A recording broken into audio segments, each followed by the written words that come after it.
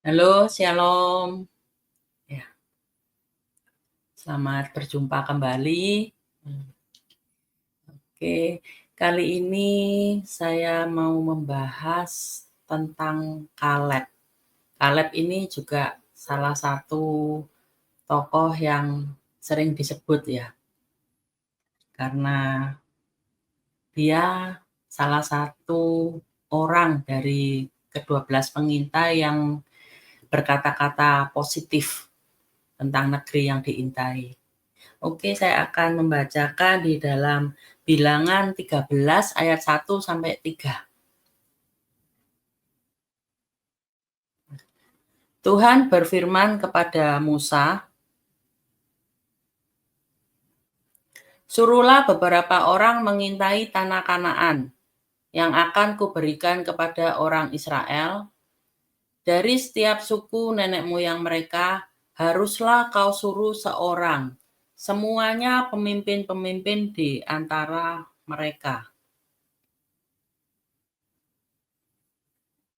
Lalu Musa menyuruh mereka dari padang gurun Paran sesuai dengan titah Tuhan. Semua orang itu adalah kepala-kepala di antara orang Israel. Nah, di sini dikatakan bahwa Tuhan itu berfirman kepada Musa ya. Jadi Tuhan sendiri yang nyuruh Musa itu untuk mengintai negeri Kanaan. Tempat di mana Tuhan itu akan memberikan kepada bangsa Israel untuk nantinya ditinggali. Nah, kenapa sih kok Tuhan itu sampai menyuruh orang-orang untuk mengintai? Apakah Tuhan itu nggak sanggup membawa mereka untuk masuk ke tanah Kanaan itu? Sampai disuruh mengintai dulu. Padahal kalau Tuhan sudah berkehendak, Tuhan sudah ngomong gitu ya.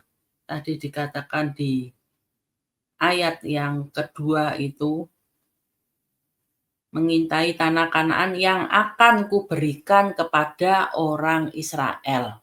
Nah, begitu mudahnya buat Tuhan itu sebenarnya untuk membawa orang Israel ini masuk ke tanah Kanaan itu. Tapi yang dikirim pun itu juga bukan orang-orang sembarangan. Yang dikirim Tuhan tuh, yang diperintahkan tuh adalah pemimpin-pemimpin dari ke-12 suku Israel. Kenapa sih kok Tuhan tuh sampai perlu menyuruh orang-orang untuk mengintai? Nah, karena Tuhan itu mau memberikan kesempatan gitu ya buat para pemimpin ke-12 suku itu untuk melihat seperti apa sih kira-kiranya negeri yang akan dimasuki itu. Supaya mereka mempunyai bayangan. Pemimpin-pemimpin ini kan orang-orang yang penting ya.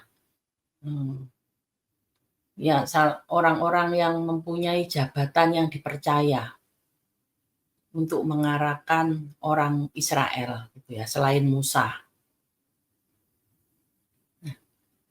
Tetapi di sini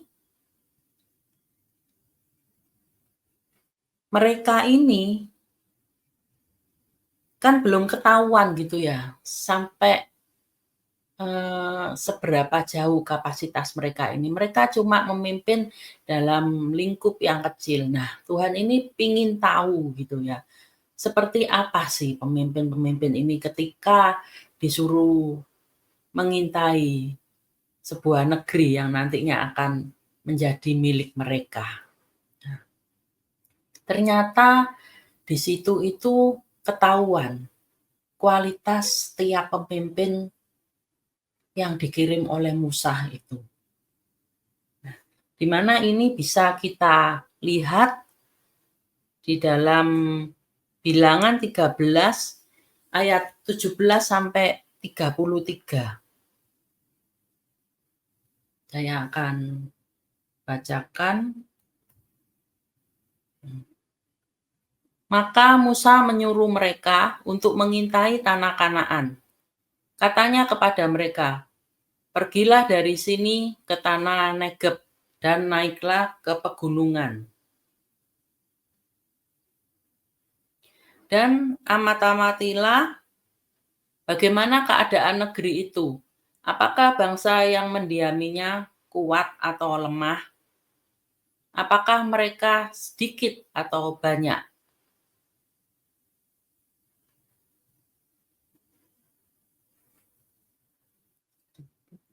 Banyak. Terus, dan bagaimana negeri yang didiaminya? Apakah baik atau buruk? Bagaimana kota-kota yang didiaminya? Apakah mereka diam di tempat-tempat yang terbuka atau di tempat-tempat yang berkubu? Dan bagaimana tanah itu? Apakah gemuk atau kurus?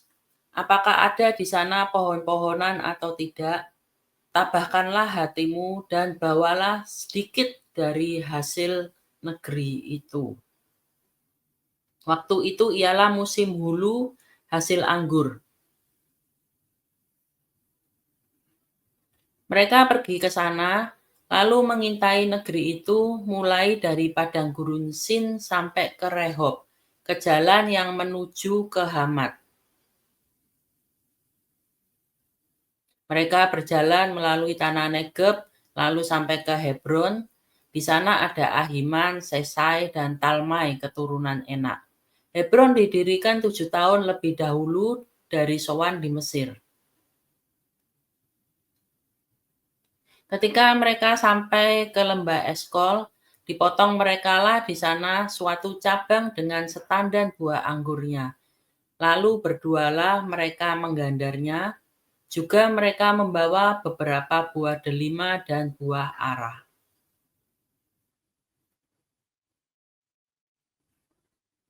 Tempat itu dinamai orang lembah Eskol, karena tandan buah anggur yang dipotong orang Israel di sana. Sesudah lewat 40 hari, pulanglah mereka dari negeri pengintaian itu. Dan langsung datang kepada Musa, Harun, dan segenap umat Israel di Kades, di padang gurun Paran. Mereka membawa pulang kabar kepada keduanya dan kepada segenap umat itu, dan memperlihatkan kepada sekaliannya hasil negeri itu. Mereka menceritakan kepadanya, "Kami sudah masuk ke negeri kemana kau suruh kami, dan memang negeri itu berlimpah-limpah susu dan madunya, dan inilah hasilnya. Hanya bangsa yang diam di negeri itu kuat-kuat, dan kota-kotanya berkubu dan sangat besar. Juga keturunan Enak telah kami lihat di sana.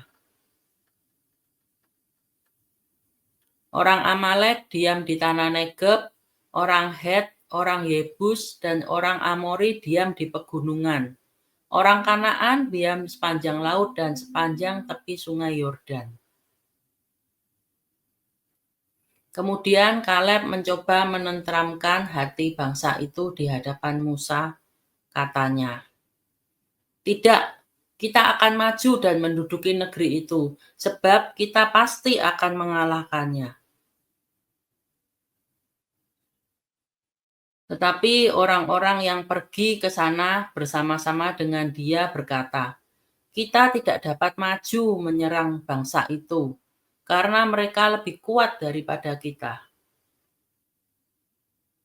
Juga mereka menyampaikan kepada orang Israel kabar busuk tentang negeri yang diintai mereka dengan berkata, "Negeri yang telah kami lalui untuk diintai adalah suatu negeri yang memakan penduduknya, dan semua orang yang kami lihat di sana adalah orang-orang yang tinggi-tinggi perawakannya. Juga kami lihat di sana orang-orang raksasa, orang Enak yang berasal dari orang-orang raksasa. Dan kami lihat diri kami seperti belalang. dan demikian juga mereka terhadap kami.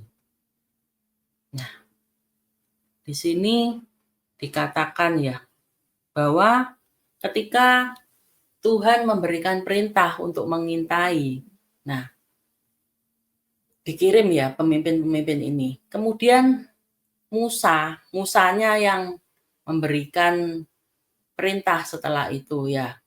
Berdasarkan hikmat sebagai seorang pemimpin ya. Musa itu nyuruh mengintai itu, suruh mengamat-ngamati. Gimana sih keadaan negerinya itu, bangsanya itu yang mendiami itu kuat atau lemah. Terus jumlahnya itu banyak apa dikit. Terus kota-kota yang didiami, apakah mereka diam di tempat terbuka atau di tempat berkubu? Terus tanahnya itu gimana sih? Gemuk apa kurus? Subur gak? Ada pohon atau enggak? Nah, ditutup. Karena Musa ini juga tahu ya, pasti negeri yang akan dituju ini bukan sebuah negeri yang dengan mudah secara manusia untuk dimasuki gitu. Sehingga Musa itu ngomong, tabahkanlah hatimu dan bawalah sedikit dari hasil negeri itu. Nah, pengintai-pengintai ini, mereka itu seharusnya ngerti ya, bahwa mereka nantinya menduduki tanah Kanaan itu adalah sebuah rencana dari Tuhan. Dari awal itu Musa itu udah menjelaskan gitu ya kepada mereka.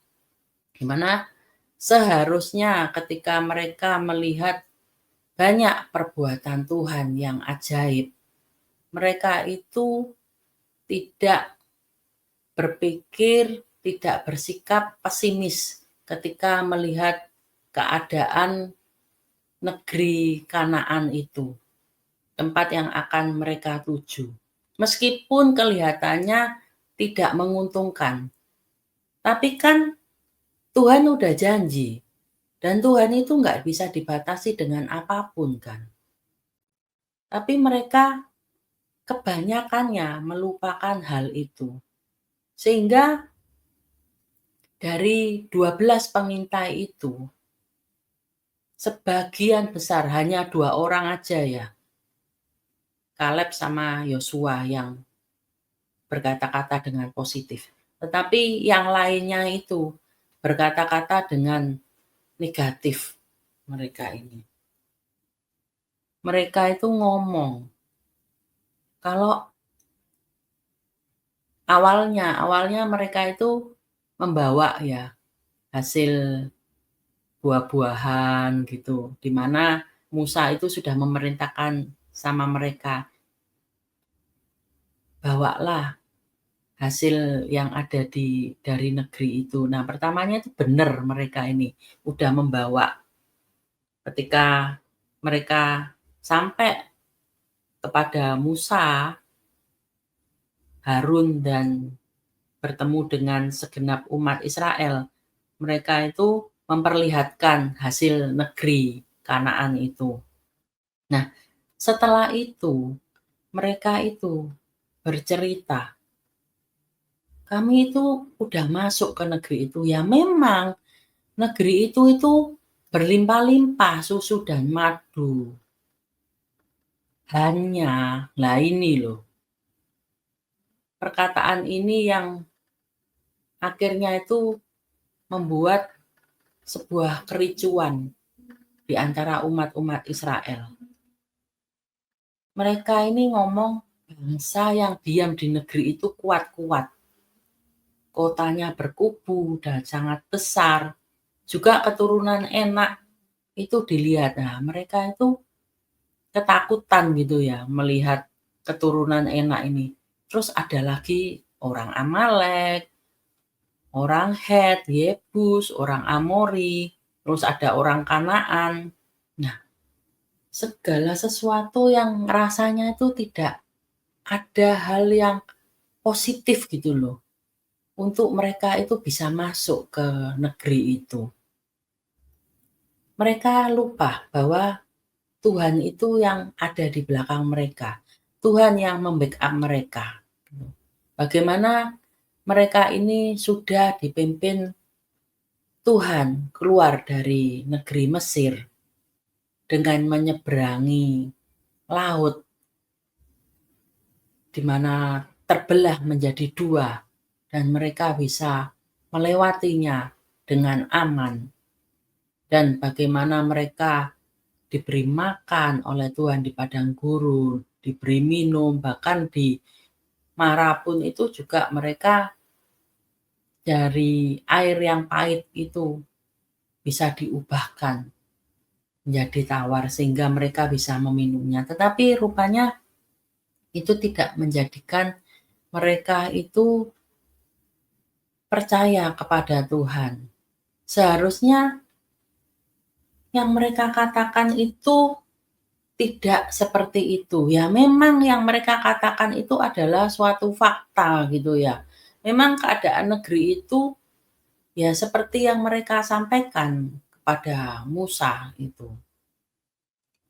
Cuma kesalahan mereka ini, mereka tidak menutupnya dengan kata-kata, "Tapi meskipun demikian, jikalau Tuhan berkehendak, kita pasti dapat memasuki negeri itu." Nah, salahnya itu di situ mereka ini.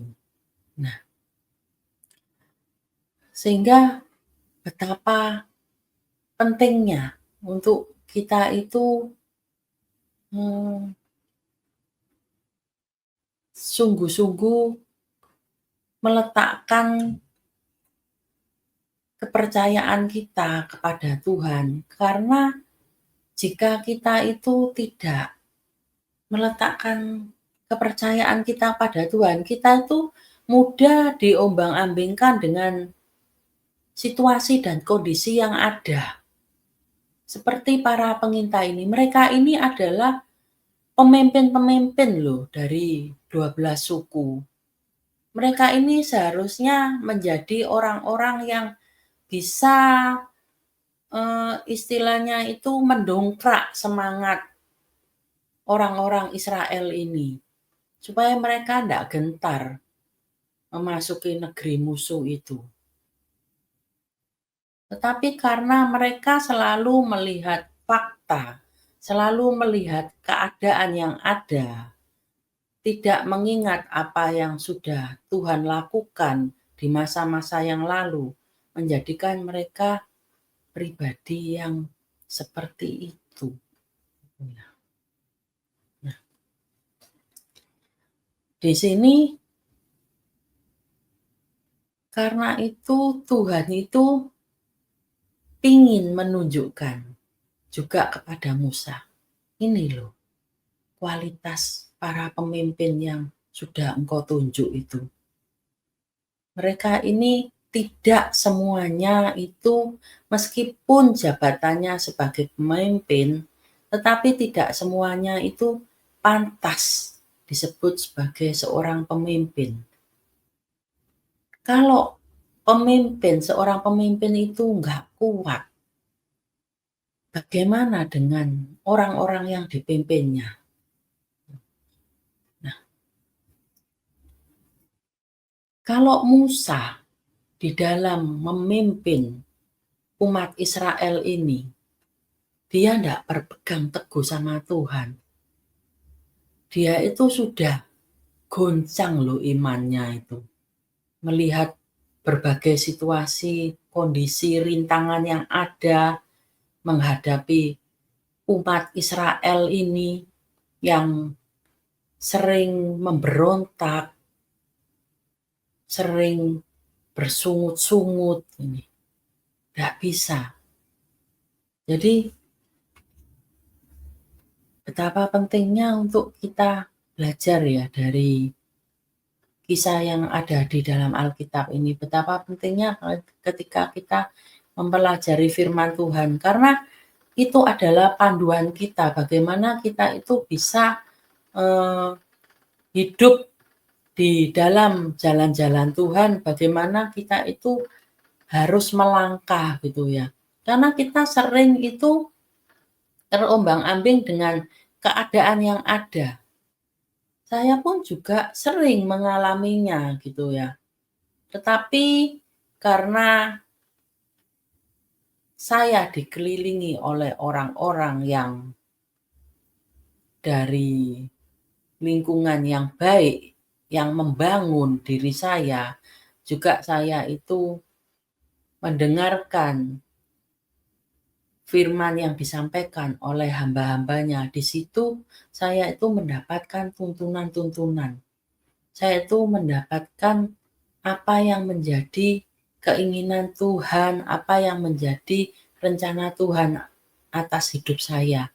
Sehingga ketika saya lemah, saya itu dikuatkan kembali. Nah, bangsa Israel tidak semuanya itu membangun hubungan yang intim dengan Tuhan.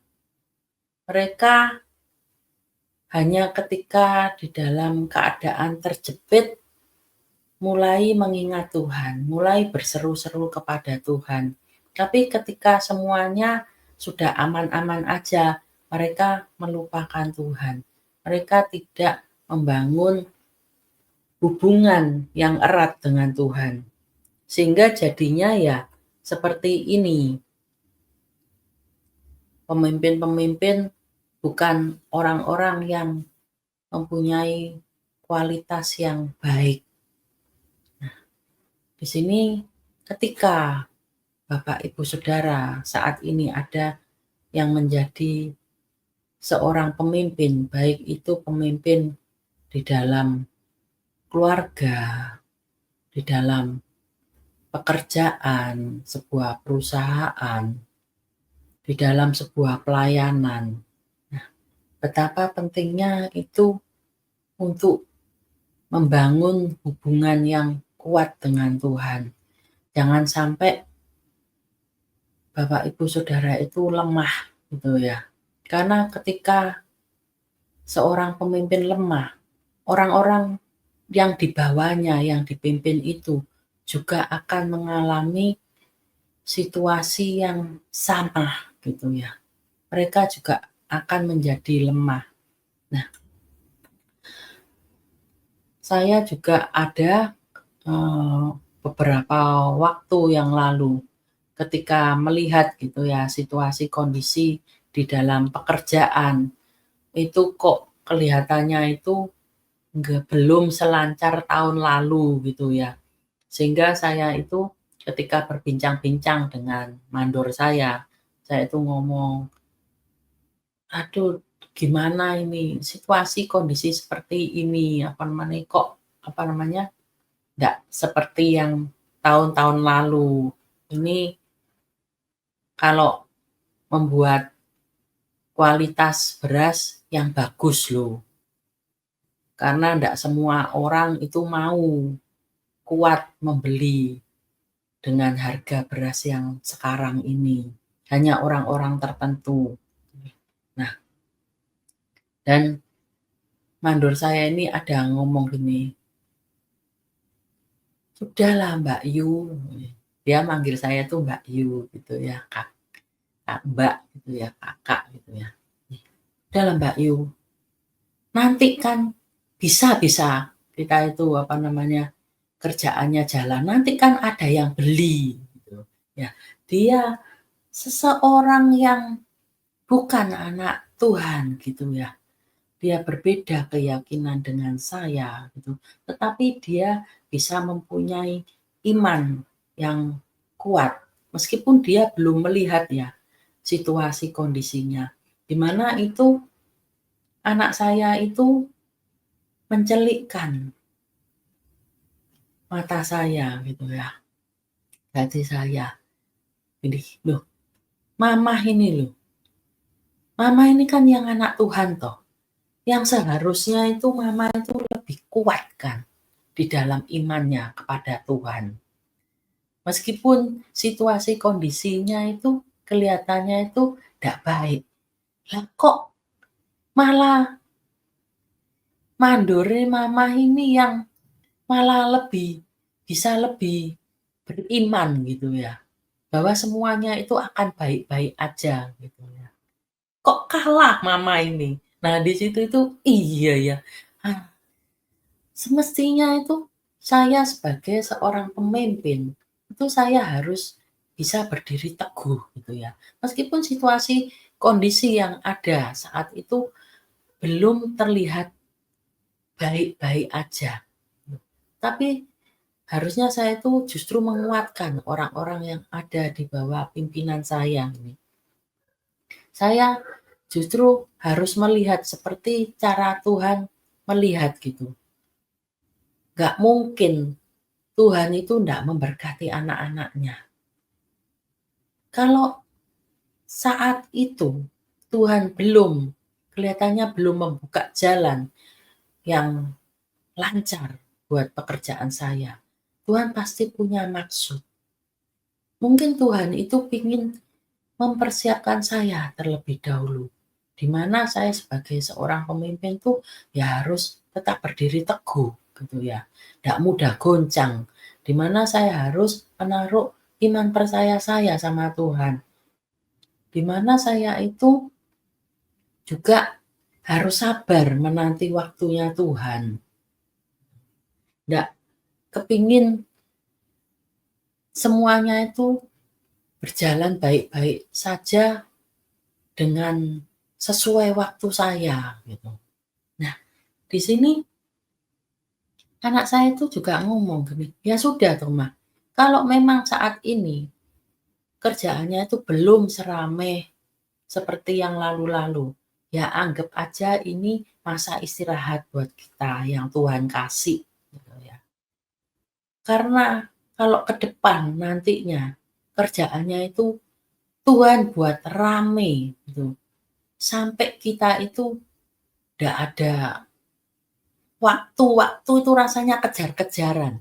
Kita itu sudah punya tenaga dulu, intinya itu anak saya ngomong gitu, sudah punya waktu refreshing dulu, sudah dikasih kesempatan sama Tuhan. Nah, di sini, eee, saya disadarkan bahwa, iya ya, saya itu salah kalau selalu bersikap pesimis seperti itu. Ya ndak selalu saya itu bersikap pesimis gitu ya. Ada kalanya saya tuh ya optimis, saya bisa memandang seperti cara Tuhan memandang, sehingga saya bisa menerima sesuatu yang baik, rencana Tuhan yang dinyatakan atas diri saya. Tetapi ada momen-momen tertentu di mana saya itu lemah, karena saya tidak membangun komunikasi yang baik, hubungan yang baik dengan Tuhan, karena saya lalai, sehingga timbullah sebuah kegoncangan-kegoncangan pada situasi-situasi tertentu. Nah, di sini ketika pengintai-pengintai ini berkata-kata yang tidak baik, mereka berlaku yang pesimis, di situ muncullah Kaleb, di mana dia mencoba menenteramkan umat Israel ini. Dia berkata, "Tidak, kita akan maju dan menduduki negeri itu, sebab kita pasti akan mengalahkannya." Kaleb tahu bahwa backing-nya mereka itu Tuhan. Ada Tuhan di belakang mereka. Sehingga sesulit apapun, pasti mereka bisa menerjang setiap kesulitan itu. Dia percaya juga dengan pemimpinnya, dengan Musa, yang pasti diberi hikmat oleh Tuhan. Bagaimana cara memimpin untuk maju, menyerbu ke daerah musuh dan mendudukinya. Tidak banyak orang-orang seperti Kaleb ini. Dan memang hanya Kaleb dan Yosua akhirnya yang bisa masuk ke tanah Kanaan itu.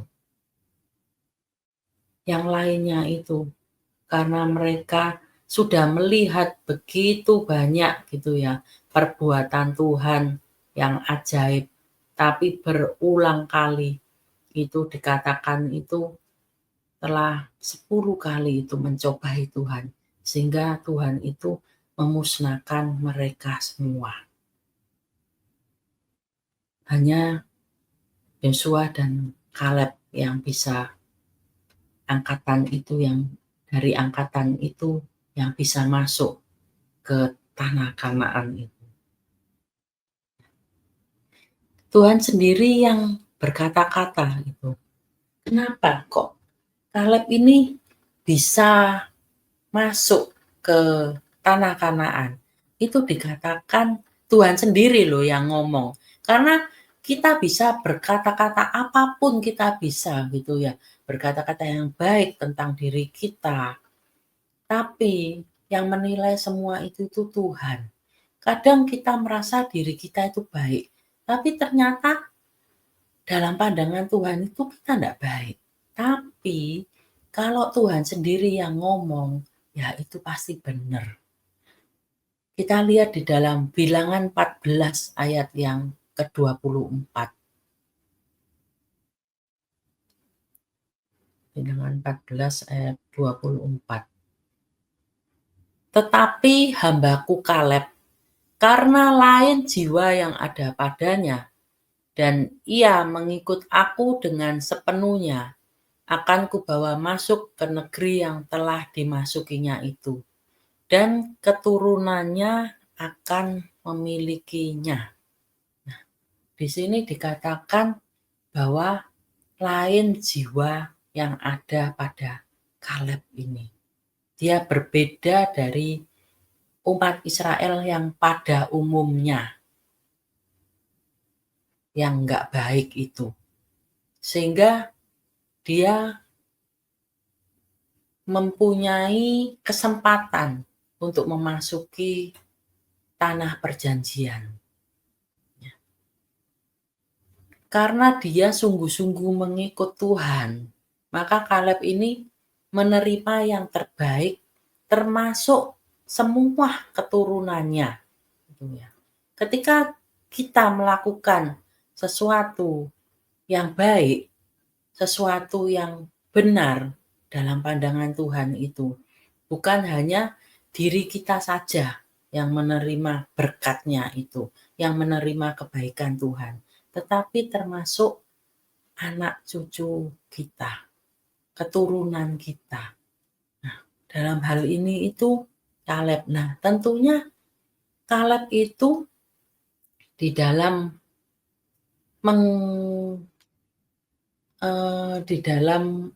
menerima apa yang terbaik, itu dia banyak menghadapi tantangan-tantangan loh dari orang Israel sendiri itu.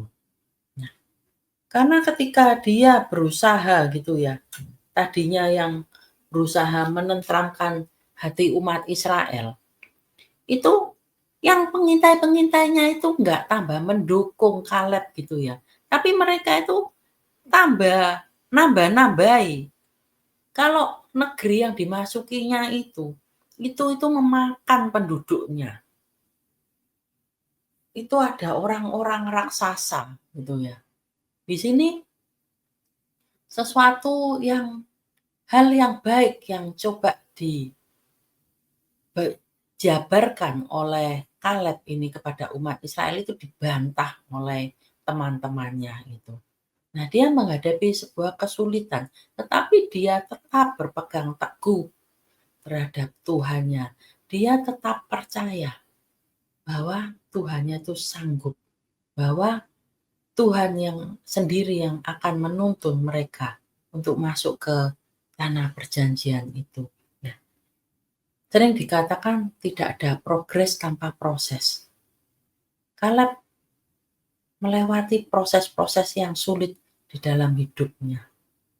Tetapi ketika dia bisa melewati setiap proses dalam kehidupannya, termasuk dia dikirim untuk mengintai itu di situ itu dia diuji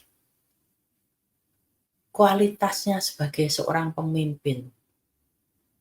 Dan dia lulus dalam ujian itu. ternyata Tuhan menemui bahwa Kaleb ini memang seseorang yang pantas gitu ya untuk masuk ke tanah perjanjian. Nah, kenapa sih Kaleb ini sampai sebegitu hebatnya gitu ya? Sampai dia itu akhirnya itu bisa menerima juga bagiannya. Jadi Kaleb ini mendapatkan Hebron setelah menunggu berpuluh-puluh tahun lamanya. Nah, itu dia itu sabar gitu ya, menanti. Kalau saya lihat itu di dalam Yosua 14 ya. Yosua 14 itu ayat ke-6 sampai 14. Itu dikatakan bahwa Kaleb ini ketika berumur 40 tahun itu disuruh mengintai dan dia membawa kabar sejujur-jujurnya. Nah, di situ itu Musa itu bersumpah kepada Kaleb ini bahwa sesungguhnya tanah yang diinjak oleh Kaleb ini itu akan menjadi milik pusakanya Kaleb dan anak-anaknya sampai selama-lamanya. Sebab kata Musa itu, Kaleb itu tetap mengikuti Tuhan Allah dengan sepenuh hati. Nah, tetapi itu tidak serta-merta Kaleb ini mendapatkan milik pusakanya itu. Karena setelah 45 tahun lamanya, dia itu nunggu 45 tahun loh untuk mendapatkan Hebron ini. Kaleb ini juga seseorang yang sabar menunggu waktunya Tuhan. Dia itu enggak ngeyel.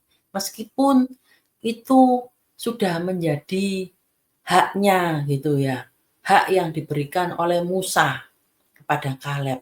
Tapi dia itu enggak langsung cepat-cepat memintanya gitu ya. Dia menunggu saat yang tepat untuk Hebron diberikan kepada dia. Dan akhirnya Yosua memberikan Hebron itu kepada Kaleb.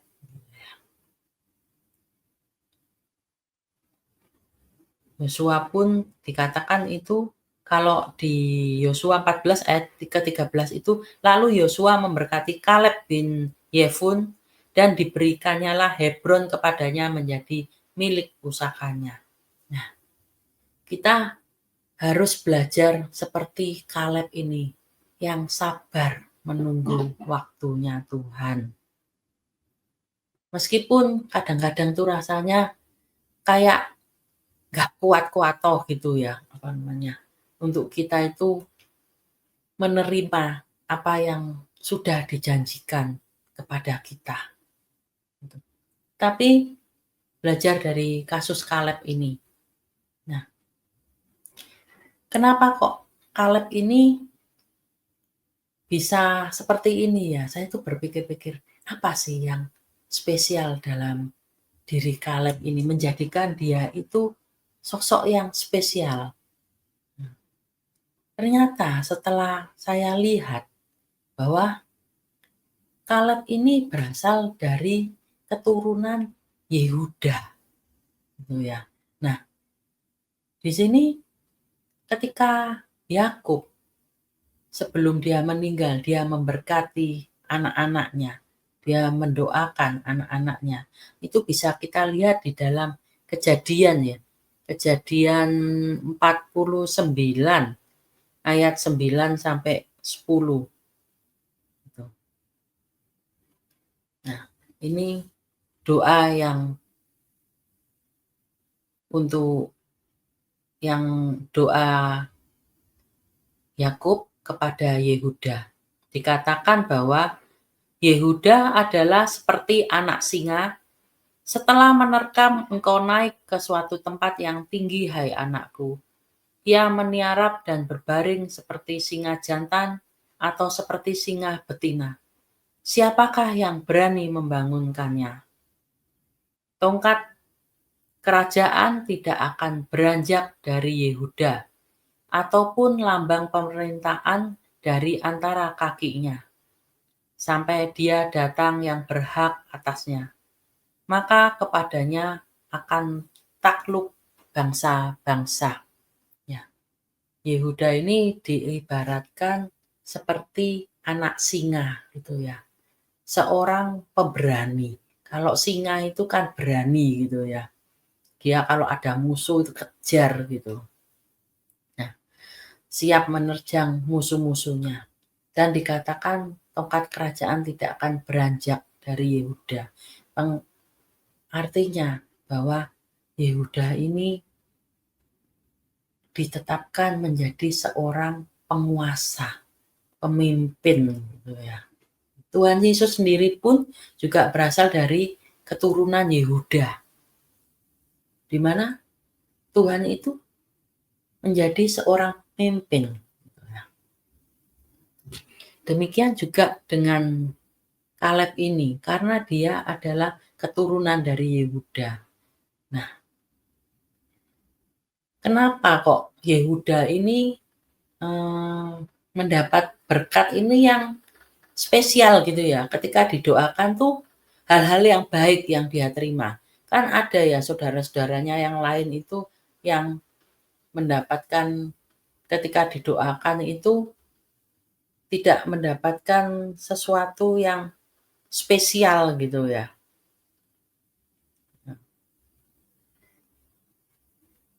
Tetapi beda gitu ya. Kalau beda dengan Yehuda.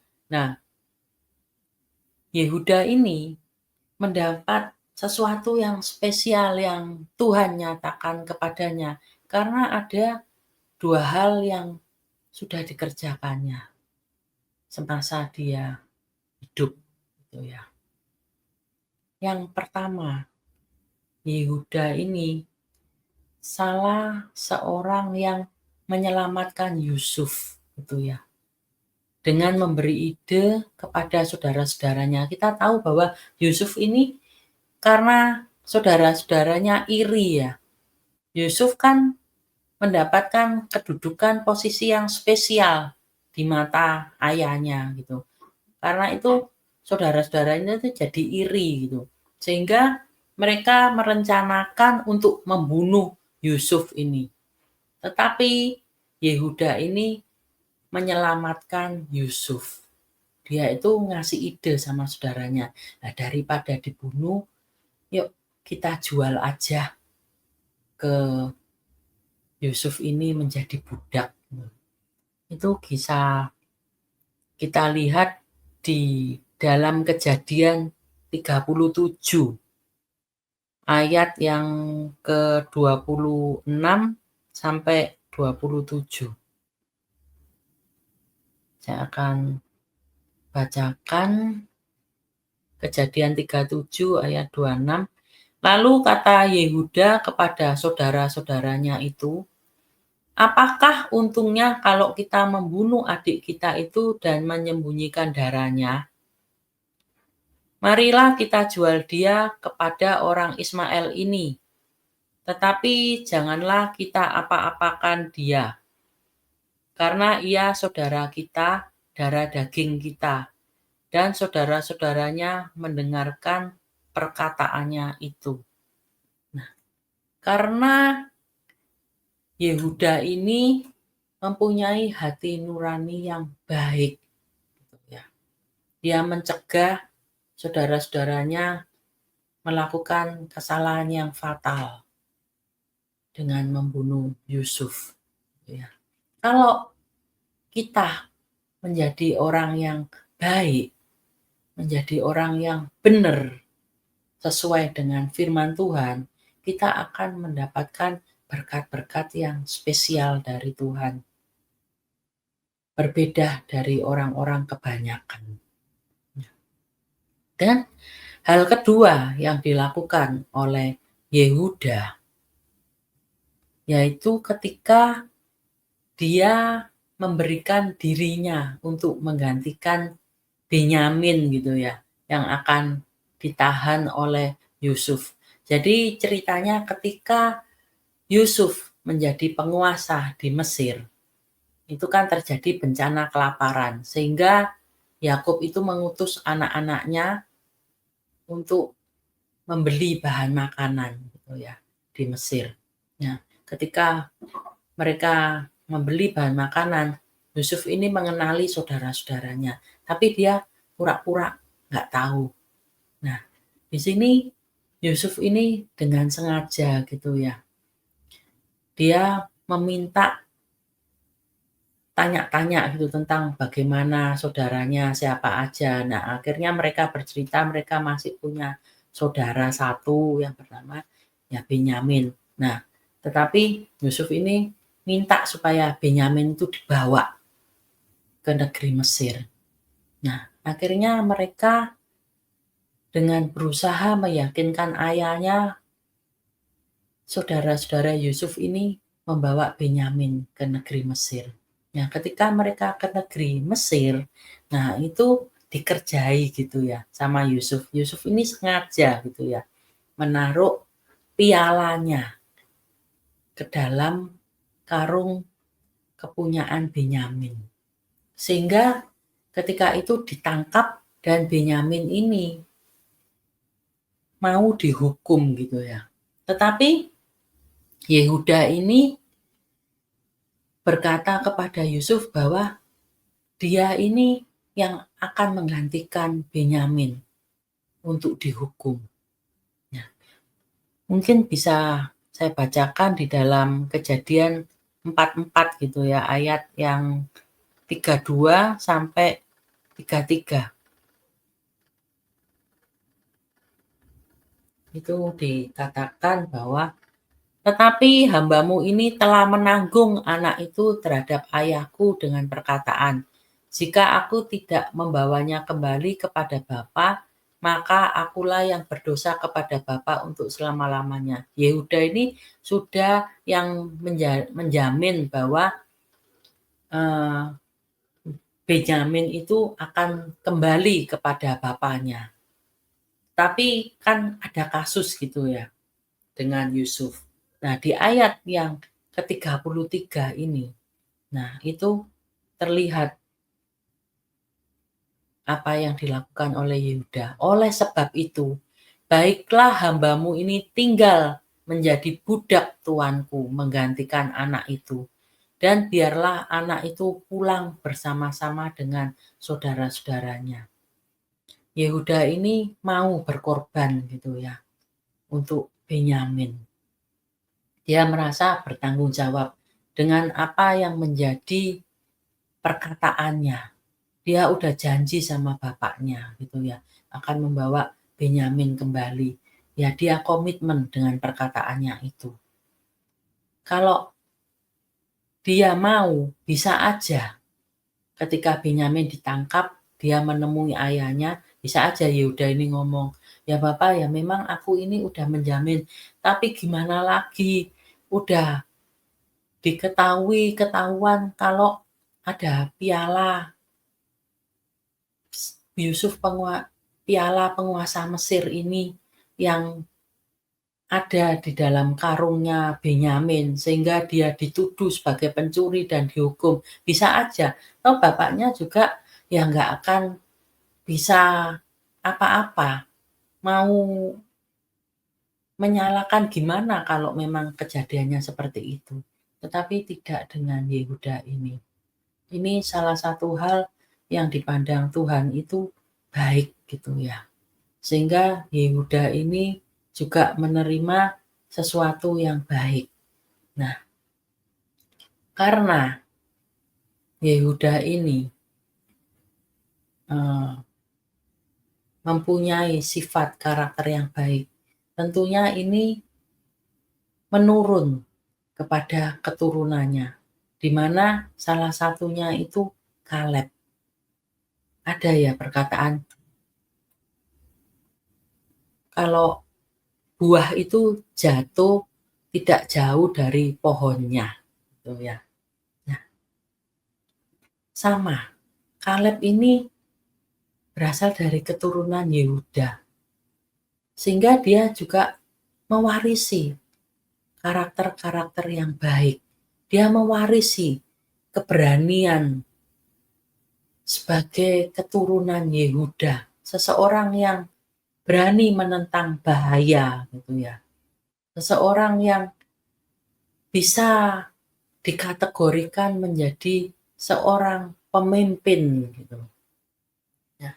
Apalagi kita ini sebagai anak-anak Tuhan. Kita ini mempunyai benih ilahi. Seharusnya kita juga bisa mewarisi apa yang menjadi karakter-karakter Tuhan.